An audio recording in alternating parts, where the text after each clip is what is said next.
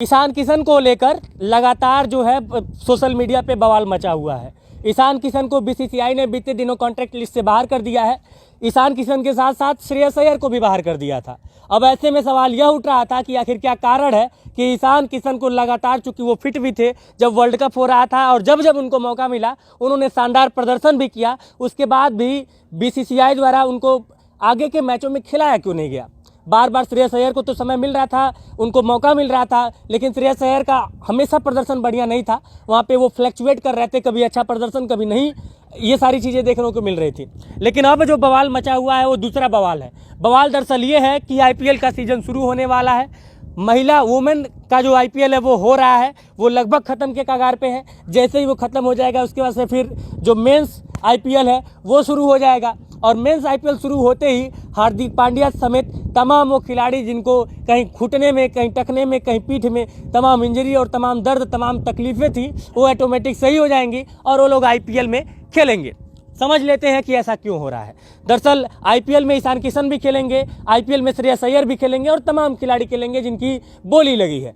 लेकिन क्या ऐसा कारण है कि ये तमाम खिलाड़ी रणजी मैच नहीं खेलते हैं? क्या ऐसा कारण है जिसकी वजह से ईशान किशन को और श्रेयस अय्यर को बीसीसीआई ने कॉन्ट्रैक्ट लिस्ट से बाहर कर दिया? ये तमाम सवाल और उन्हीं का जवाब हम आपको इस वीडियो में देंगे। नमस्कार, मैं हूं विकास गोस्वामी और आप इनसाइड भारत टीवी देख रहे हैं।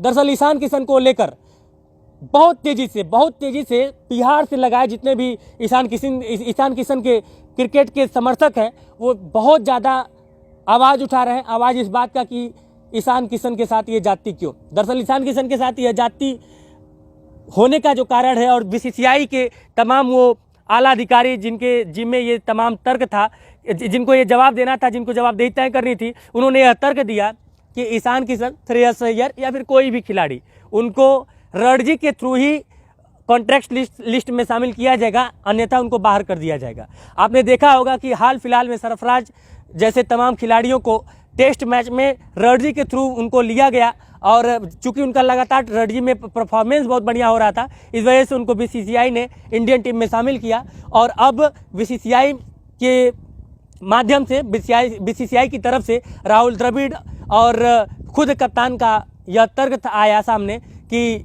जो लोग रणजी मैच नहीं खेलेंगे उनको थोड़ी दिक्कत होगी।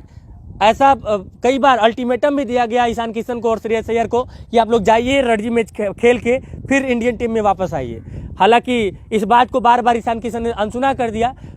इसके पीछे की जो वजह बताई जा रही है वो ये कि आईपीएल का मैच शुरू होने वाला है। अब चूंकि आईपीएल में पैसा बहुत ज़्यादा मिलता है, स्पॉन्सरशिप बहुत ज़्यादा तगड़ा होता है, ऐसे में कोई भी पैसा क्यों छोड़ना चाहेगा। रणजी में उतना पैसा नहीं मिलता है, आम खेलों में उतना पैसा नहीं मिलता है, लेकिन आईपीएल में बहुत ज़्यादा पैसा मिलता है। अब देखिए ना, यही ऐसी वजह है जिसकी वजह से कई दिनों से हार्दिक पांड्या किसी न किसी चोट के कारण जूझ रहे थे, लेकिन अब वो पूरी तरह से फिट हैं, अब वो पूरी तरह से तैयार हैं। अब वो किसी भी हालत में आईपीएल मैच खेलेंगे। जब विकेट लेंगे, बढ़िया परफॉर्मेंस करेंगे, बढ़िया रन बनाएंगे, तुरंत उनको पैसा मिलना, और पैसा मिलना का मतलब समझिए कि करोड़ों करोड़ों रुपए एक एक रात में कमाने लगेंगे।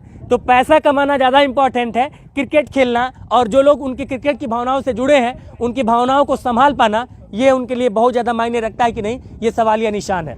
सबसे बड़ी बात ये है कि ये सिर्फ हार्दिक पांड्या नहीं कर रहे हैं, ये सिर्फ ईशान किशन नहीं कर रहे हैं, ये सिर्फ श्रेयस अय्यर नहीं कर रहे हैं, ये सारे खिलाड़ियों के साथ है। सारे खिलाड़ी यह चाहते हैं कि जो घरेलू टूर्नामेंट हो रहे हैं जिनमें ज़्यादा पैसे नहीं मिलते हैं वहाँ पे टाइम वेस्ट ना किया जाए, जहाँ पे ज़्यादा पैसा मिल रहा है वहाँ पे क्रिकेट खेला जाए, वहाँ पे हम लोग अपने आप को फिट रखें उस मैच को खेलने के लिए। अब इसी वजह से आईपीएल को खेलने के लिए तमाम खिलाड़ी कई दिनों से क्रिकेट के ग्राउंड पे नहीं आ रहे थे ताकि वो आईपीएल खेलने के लिए फिट रहें, आईपीएल में खेलें, आईपीएल में बढ़िया परफॉर्म करें, और जब परफॉर्म करेंगे तो अपने आप रातों रात जो है करोड़ों करोड़ों रुपए कमा पाएंगे। अब ऐसे में मामला यह भी उठता है कि जो प्रशंसक हैं, जैसे ईशान किशन के प्रशंसक लगातार यह आवाज़ उठा रहे हैं कि ईशान किशन के साथ जाति हो रही है। श्रेयस अय्यर के प्रशंसक लगातार यह आवाज़ उठा रहे हैं कि श्रेयस अय्यर के साथ जाति हो रही है। हार्दिक पांड्या की तो बात मत कीजिए, उनकी लॉबी इतनी मजबूत है कि इतने दिनों से बाहर रहने के बाद भी अभी वो बीसीसीआई के कॉन्ट्रैक्ट लिस्ट से बाहर नहीं है। तो क्या यहाँ पे वो पॉलिटिकली अपने आप को इतना ज़्यादा मजबूत कर चुके हैं कि उनको हाथ लगाने से पहले या फिर उनका कॉन्ट्रैक्ट रद्द करने से पहले बीसीसीआई को 100 बार सोचना पड़ रहा है। बाकी ईशान किशन का राजनीतिक पकड़ उतना मजबूत नहीं है, इस वजह से क्या उनका कॉन्ट्रैक्ट रद्द कर दिया गया? क्या श्रेयस अय्यर के साथ भी इसी तरह की जाती हुई? ये तमाम सवाल लगातार सोशल मीडिया पे उठ रहे हैं।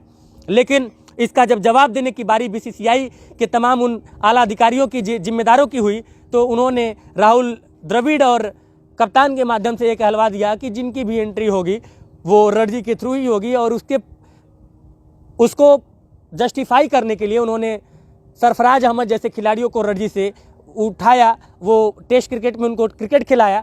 हालांकि सरफराज अहमद की जो परफॉर्मेंस थी एक नंबर थी, बहुत शानदार। कई दिनों से उन्होंने वो संघर्ष कर रहे थे अपने उनके पिता चूँकि बार बार हर प्लेटफॉर्म पे ये रिक्वेस्ट कर रहे थे कि अब मेरे बेटे को मौका मिलना चाहिए, और शायद इसी वजह से उनको मौका मिला, लोगों के नज़र में वो आए, और जब नज़र में आए तो उन्होंने परफॉर्म भी बहुत बढ़िया किया। लेकिन सवाल फिर वही है कि रणजी मैच नहीं खेलना चाहते हैं कोई खिलाड़ी, घरेलू टूर्नामेंट नहीं खेलना चाहते हैं, लेकिन आईपीएल जैसे ही आ रहा है वैसे ही सबकी सारी चोटें ठीक हो जा रही हैं, सबके घाव ठीक हो जा रहे हैं, सबकी इंजरी ठीक हो जा रही है, क्योंकि आईपीएल में पैसा होता है। अब खेल भावनाओं से जो लोग जुड़े हैं, जो लोग उनको अपना खुदा मान बैठे हैं, उनको भी यह बात समझनी होगी कि उनके जो खुदा हैं वो खुदा पैसे के लिए कितना ज़्यादा काम कर रहे हैं और क्रिकेट खेलने के लिए कितना काम कर रहे हैं। बाकी इस पूरे मसले पर, इस पूरे मुद्दे पर आपकी क्या राय है, टिप्पणी अनुभाग यानी कि कमेंट बॉक्स में हमें कमेंट करके ज़रूर बताइएगा। मिलते हैं अगली वीडियो में किसी नए मुद्दे के साथ। जय हिंद।